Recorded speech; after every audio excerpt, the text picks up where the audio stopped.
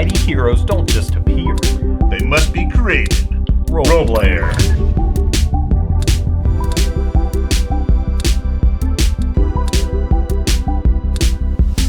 Welcome back to the Board Game Closet. My name's Jimmy. I'm Rod. And if you have not subscribed to our YouTube channel, click the button. All you gotta do is push the button right there. What are you waiting for? Just subscribe.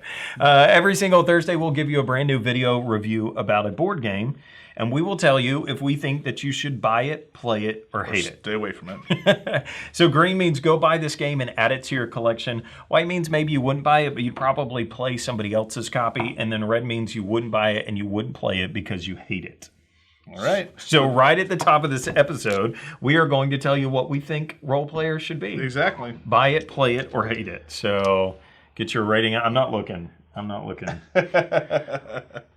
And then Here we we go, put it out folks. there and reveal. Green and white. Green and white. Green and white. So I think you should buy it. You think that you should just play it. Exactly. And so let's talk about that. Yeah, it saves me money. Well, good thing because I got a copy, right? Exactly.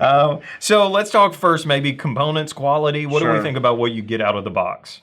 Oh, I think it's great. Yeah. I mean, so, you know, anyone who's played a role-playing game knows what it's like. You're wound up all these six-siders. This game follows the tradition very, very well. Mm-hmm. All the artwork, all the cards, the stock itself is nice and thick enough. Mm-hmm. I don't see any issues in this part at all. It's nice, brightly colored. Everything's concise. It's it's put in the right order. It's well done. Yeah, I have zero complaints about the quality of everything. I mean, Yeah. you get all of these dice in the box with it, and like what you said, the artwork is just great. I Yeah. really like it. Oh, it's it's just perfect for the game. Yeah, it's awesome. So let's talk about gameplay, and we'll kind of go over a high-level view of how the game plays, and then you can kind of figure out if this is going to work for you and your gaming group. And then as we're going through talking about how it plays, we'll kind of point out things that we like or don't like about that. So everybody is going to pick out, either randomly or on purpose, a different type of race. And so there's humans, orcs, halflings, elves, dragon people. Dwarves. There's all different kinds of races that you could be. Then you randomly draw a die out of the bag, and it tells you what your class is. I don't have a class. There we go, a class. And so then that gives you a special ability for your class. Also tells you a die that you need to collect along the way. And then every person gets a backstory, and there's some flavor text that goes along that. So I'm a mentor. I spent years as a master training for the king's recruits. And so it tells you a little backstory about your person. And then you get an alignment. So my dwarf is also a monk. He's a mentor, and he's eccentric. And you're a dragonkin. Yeah, dragonkin barbarian, which actually fits pretty well, right? And then what is that one? That's Resilient. Resilient, which is what exactly? A deadly plague has decimated the village and left no survivors. So basically, you're like the last guy standing in that village. And you're a truth seeker. Exactly. So a really, really honest barbarian dragon. Exactly. So, in the game, we're going to be trying to control our alignment, where we place our dice, which will help with scoring points, and then, of course, what our skills are. Right. At the beginning of the game, you're going to draw out a certain number of dice based off of the number of players. You roll these, and then you put them out onto your board. The basic idea of the game is that you're trying to build up these attributes, which makes sense. Role player, you're building this character up. And so you're going to be placing these dice out onto your board. And each one of these different attributes, like strength, dexterity, wisdom, charisma, intelligence, and constitution, all of these things give you a different ability. So let's say that it's a 4-player game. We're going to draw 8 dice out. We'll put them all out there, and that's our starting attributes. Right. And then as you go, each turn, you're going to draw a number of dice, roll them, and then place them out onto the board in numerical order. So 3, 4, nope, there's a 2. And then if 2 numbers ever match, whoever's the lead person on that turn gets to decide.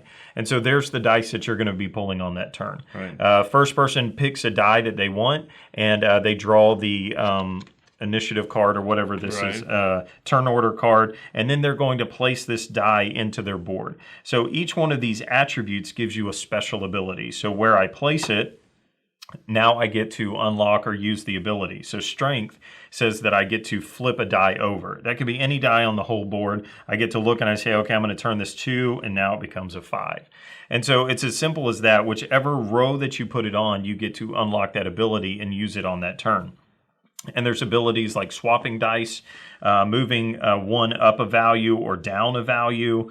You get to move your alignment cube around, or you get a coupon for the market phase, which is like a buck off that you get to use on that round. Once you do that, once you place your die, use its ability, then you move on to the market phase. And there are these market cards that do all kinds of stuff, like they are armor, there's weapons, there's skills and traits. Right. Traits are something that you can trigger during the game, at the end of the game. Skills are things that you get to use during the game, and they move around your alignment card. So every time that you use this special skill, you're moving this guy around. And then weapons are things that you get to use during the game that might help you do something, like something is worth something different. There's just different abilities, and I'm totally blanking out on what those are. And then your traits, like I said, those are used at the end of the game. And armors are things that you're going to be collecting as the game goes on. So if I just got these leather boots, it's only worth 1 point. But if I got all the leather items, if I collected the full leather set for my armor, my dwarf is looking good in his leather set, then it's worth 8 victory points if I got 4 items. And so that's what you do on your turn. And then it just starts over again. So basically, you're just trying to score points. You're trying to get all these bonus points. Basically, is really what you're trying to do. There's all these different ways to get points, from matching up the dice correctly to getting the correct scores on them, to making sure that we have them placed correctly, to making sure that that our alignment has stayed the way it should. So you're just trying to manage all that at the same time while these dice come out every round. Keep adding to it until we get through all of them. Well, what's crazy about it is at the beginning, I felt like the game would go by really quickly. Right. Like they start you out with 8 dice. Right. Like, my goodness, this is going to go by fast. But it's really 1, 2, 3, 4, 5, 6, 7, 8, 9, 10 rounds that we would be playing out to fill this up. So it does take a while. And then, like what you said, along the way, you're trying to manage all kinds of things.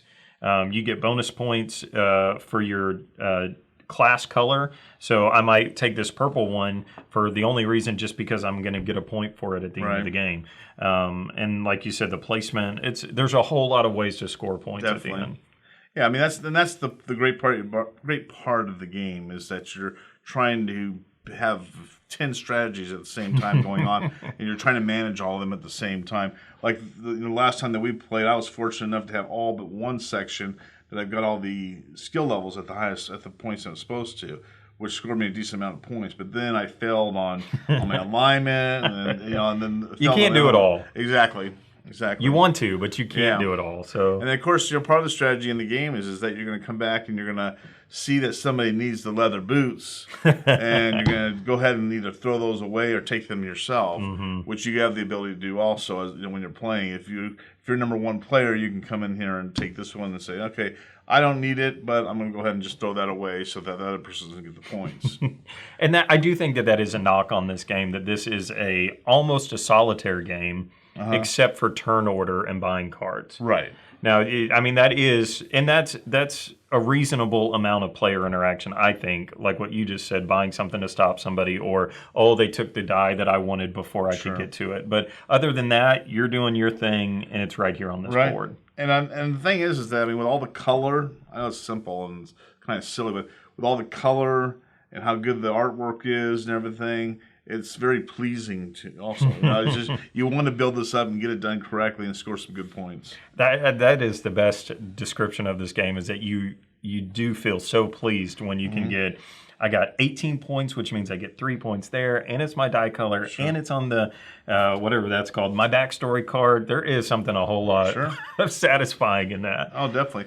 Now, I guess why did I rate it white? Because, Jimmy rated it green, which means, he loved it. And I like a lot of things about this game. I guess it's funny when we're playing, because there was a discussion ahead of time about this, and it does exactly what was said. You're building up, and you're creating this character, and you're going through all this, and you're trying to get all this stuff done, and then it ends. That's it. You built this great character, but you never do anything with him. And then, of course, now we hear there's expansions coming out, right? Yeah, they just finished a Kickstarter for an expansion that does exactly that. So now there's this monster that you are going to be fighting at the end. And so along the way, you're trying to figure out how strong this monster is, what you can do to him. And then there's these little minions that you can fight along the way. So there is now a game beyond this that I've heard from a lot of people that have said it is the completion to this game, where it adds to it without bogging the game down. And so maybe when I get that in the mail, we'll come back and see if I can turn this into a green, people. Yeah, so I mean, it's definitely a white, and I enjoyed playing it. It ends abruptly, and I do like the fact that we're scoring and trying to figure out what we did, but I would have liked to do what they're working on now, is take it to the next level. So right now it stays a white until I see how they incorporate that. Yeah, my wife loved this game, by the way, and I think that I need to say that because she really liked being able to manipulate the dice, and there was just enough of too much going on for her. There's not too much, but I say it like that because she felt like there was enough to keep her going the whole time instead of, I place my 6, I can make it a 4, I can make it a 5. There was enough, and so for my wife, she really enjoyed that. And what I liked about one of the things that we didn't really talk about, it plays pretty fast. I mean, and it played fast. I mean, I like the way it played, so I mean, that's the thing is I don't like waiting around for the next player to make their move, especially when you're playing a game like this. This is a game that could have got itself in trouble if I had to wait, 5 minutes, and then it's finally to me. Instead, it plays out pretty quickly. And it plays well. I think it almost plays too quickly in some instances where some people know exactly what to do, and then there's somebody else that's sitting there saying, "Wait, we can't go to the market yet. I gotta figure out what I want to do here because I can place it where." And then, but there's really only 6 choices that you can have on what you could do. But the traits are really the skills are really what create some fun decisions. Anyways, we could talk forever. Yeah, I mean, this is a very good game. Like I said, if it's on the table, let's play it. All right. There you go. All right. We got a lot more reviews on our website, boardgamecloset.com, so make sure you check that out. We've got a podcast every single Tuesday. I actually got to interview the designer of this game, so you can check that out if you want to hear from Keith himself and hear about some of his ideas and how this game all got started, all that kind of stuff. And Facebook, Twitter, Instagram, we're on all of those. And like always, support your local hobby shop. All right, guys.